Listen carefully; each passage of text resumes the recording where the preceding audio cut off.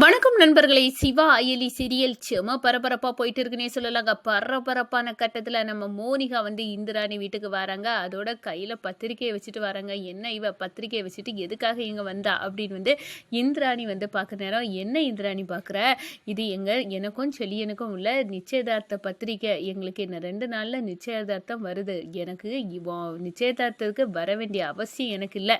இப்போ இங்க இருந்து போயிரு அப்படின்னு அந்த இடத்துல பத்திரிக்கையை வாங்கி கிழிச்சு எறிகிறாங்க நம்ம இந்திராணி. நீ வரணும், ஏன்னா நீ வலை வீசி தேடிட்டு இருக்க பென்ட்ரைவ் என்கிட்ட தான் இருக்கு, நீ வந்தாதான் அந்த பென்ட்ரைவர் கிடைக்கும் அப்படின்னு அந்த இடத்துல மிரட்டுறாங்க இந்திராணியை. ஒரு கட்டத்தில் பார்த்தோன்னா சிவாயும் அயலையும் சேர்ந்து மோனிகாவை அப்போ தோலை உரிச்சோன்னா பென்ட்ரைவரை வாங்கிடலாம் அப்படின்னு எல்லா ரகசியமும் வெளியே வந்துடும்.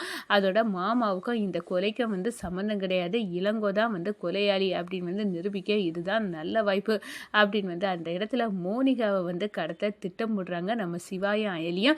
அதை பற்றி தான் இந்த வீடியோக்குள்ளே பார்க்க போகிறோம். அதுக்கு முன்னாடி சேனலுக்கு லைக் அண்ட் சப்ஸ்கிரைப் பண்ணுங்கள் ஃப்ரெண்ட்ஸ். பக்கத்தில் இருக்க பெல் ஐக்கானையும் கிளிக் பண்ணுங்கள். அப்போ தான் நான் போடுற ஒவ்வொரு வீடியோவும் நோட்டிஃபிகேஷனாக உங்களுக்கு கிடைக்கும். வாங்க ஃப்ரெண்ட்ஸ் வீடியோக்குள்ளே போகலாம்.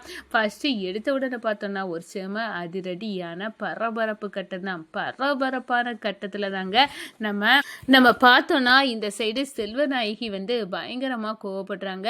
இந்த கபிலனுக்கிட்ட உனக்கு உண்மை தெரிஞ்சிருக்குல்ல அப்படின்னு கேட்குறாரு. ஆமாம்மா அப்பா, உனக்கு செய்கிற துரோகத்தை நான் எப்படி சொல்வேன், அந்த ஆளுக்கு பிறந்தவன் தான் இந்த சிவா அப்படின்னு அந்த இடத்துல சொல்ல நேரம், இந்த பாரு அப்போ 2ஆம் தரத்துக்கு பிள்ளைங்களுக்கு இந்த உலகத்தில் மதிப்பு கிடையாது. அப்படி பார்த்தா நானும் 2வது ஒய்ஃப் தானே. அப்புறம் இது வரைக்கும் செங்குட்டுவர் பரம்பரையோட மருமகன் என்னை பார்த்த இந்த உலகம் காரி துப்பம். அதனால் கண்டிப்பாக அவருக்கு நான் மட்டும்தான் மனைவி. அதே மாதிரி பிள்ளைனா வாரிசுனா நீ மட்டும்தான்டா, இவனை போட்டு தள்ள வேண்டியது நம்ம பொறுப்பு அப்படின்னு சிவாயை போட்டு தள்ளதுக்கு செல்வநாயகி, நான் இருக்கேன், நான் உயிரோடு இருக்கிறது வர உதய பெருமாளுக்கு வாரிசுனா நீ மட்டும்தான் அப்படின்னு அந்த இடத்துல சொல்ல நேரம், அம்மா அதுக்காக தான் நானும் இருக்கேம்மா, 2 பேரும் சேர்ந்து அந்த சிவாயை அட்ரஸ் இல்லாமல் ஆக்கிடணும் அப்படின்னு அந்த இடத்துல கொதித்து எழுறாங்க. ஒரு கட்டத்தில் பார்த்தோன்னா நம்ம மோனிகா செலியன் கூட நிச்சயதார்த்தத்தை ஃபிக்ஸ் பண்ணுறாங்க. நம்ம செலியனும் அப்படி இப்படியாவது மோனிகா கூட நான் கல்யாணம் பண்ண போகிறேன் அப்படின்னையாவது இந்திராணிக்கு மனம் மாறும் அப்படின்னு தவறான ஒரு கண்ணத்தோட இந்த கல்யாணத்துக்கு நிச்சயதார்த்தத்துக்கு ஒத்துக்கிட்டாங்க. மோனிகா கிட்ட நிச்சயதார்த்தத்தை பண்ணி, என் அண்ணா மோனிகா தான் பிரெயின் வாஷ் பண்ணி வச்சுருப்பாங்க நம்ம செலியனை. இந்த பாரு, எப்படியாவது உன் மனைவி உன்கிட்ட வரணும்னா வேற ஒரு ஆள் கூட கல்யாணம்னு சொன்னால் கண்டிப்பாக அவன் மனசு கஷ்டப்படும். என் கணவர் என்னை விட்டு போயிடுவார், பாவைக்கு அப்பா இல்லாமல் போயிடும் அப்படின்னு உங்கள் சேர்த்து வைக்க தான் இந்த கல்யாண ட்ராமா அப்படின்னு பொய் சொல்லி நம்ம செலியனை பிரெயின் வாஷ் பண்ணி வச்சுருக்காங்க நம்ம மோனிகா. அந்த பத்திரிகையை தூக்கிக்கிட்டு நம்ம இந்திராணியை உசுப்பேற்றணும் அப்படின்னு அந்த இடத்துல வீட்டுக்கு வராங்க. இந்த பாரு பத்திரிக்கை அப்படின்னு சொல்லுறாரு. என்ன பத்திரிக்கைடி, இப்போ இதை ஏன் வீட்டுக்கு கொண்டு வந்திருக்க அப்படின்னு நம்ம இந்திராணி கொதித்தெழுந்து கேட்க நேரம், இந்த பாரு என்ன 2 நாளில் எனக்கும் செடியனுக்கும் கல்யாணம் நடக்க போகுது, நிச்சயதார்த்தம் நடக்க போகுது, அதுக்குள்ள பத்திரிக்கை தான் அப்படின்னு சொல்ல நேரம், எனக்கு இந்த விசேஷத்துக்கு வரணும்னு எந்த அவசியமும் கிடையாது. இப்போ எதுக்காக இங்கே இந்த பத்திரிகையை கொண்டு அப்போ பத்திரிகையை தூக்கிட்டு தூரப்போ அப்படின்னு அந்த இடத்துல கிழிச்சி சுக்குநூறாக போட்டுறாங்கன்னு சொல்லலாம் நம்ம இந்திராணி. அதை பார்த்த உடனே மோனிகாவுக்கு கடுப்பாகுது. என்னடி, எங்கள் நிச்சயதார்த்த பத்திரிகையை நீ நான் கொடுக்க வந்தால் என்னை இப்படி அவமானப்படுத்துறியா? நீ கண்டிப்பாக எங்கள் வீட்டு விசேஷத்துக்கு நீ வருவேன், நான் உன்னை வர வைப்பேன். ஏன்னா நீ தேடி வலை வீசி தேடிட்டு இருக்க, அந்த பென் ட்ரைவ் இப்போ என்கிட்ட இருக்குது, அதை தேடி நீ வருவலை அப்படின்னு அந்த இடத்துல சொல்ல நேரம் நம்ம சிவாக்கு கதிகலங்கி போகிறாங்க. என்ன இந்த பென் டிரைவர் இங்கேருந்து அக்கா கையிலேருந்து எப்படி அந்த மோனிகா கையில் போயிடுச்சு? இதுக்கெல்லாம் காரணம் இந்த ரித்திவிகா தான் மோனிகாவை வர வச்சு அந்த பென் டிரைவரை எடுத்து கொடுத்துருக்கா. உள் வீட்டுக்குள்ளே சூரியன் வச்சிருது இந்த ரித்திகா தான் அப்படின்னு அந்த இடத்துல கொந்தளிக்கிறாங்க. நம்ம ஆயிலிக்கும் பயங்கர கடுப்பு. இப்போ அன்னிக்கிட்ட சவால் விட்டுட்டு போயிருக்கா சிவா, கண்டிப்பாக அவளுக்கு மூக்க உடைக்கணும்.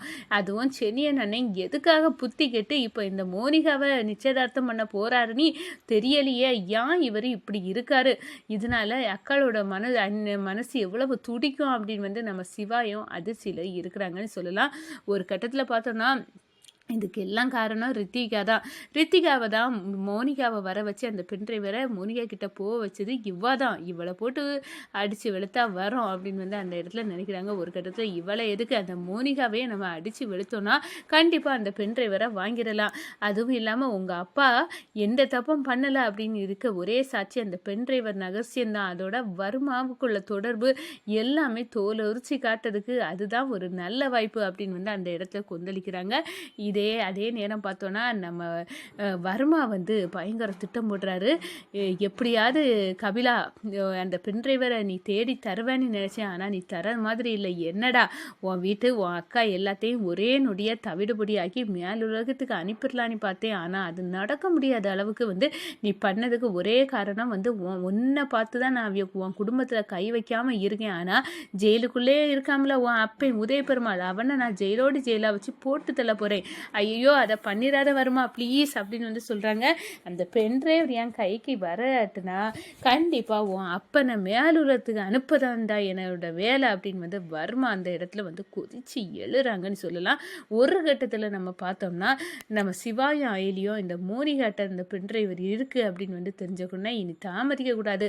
இந்த மோனிகாவை கடத்தி இவளை வந்து மடக்கிட்டோம்னா கண்டிப்பாக அந்த பென் டிரைவரை நம்மகிட்ட வந்து வாங்கிடலாம்.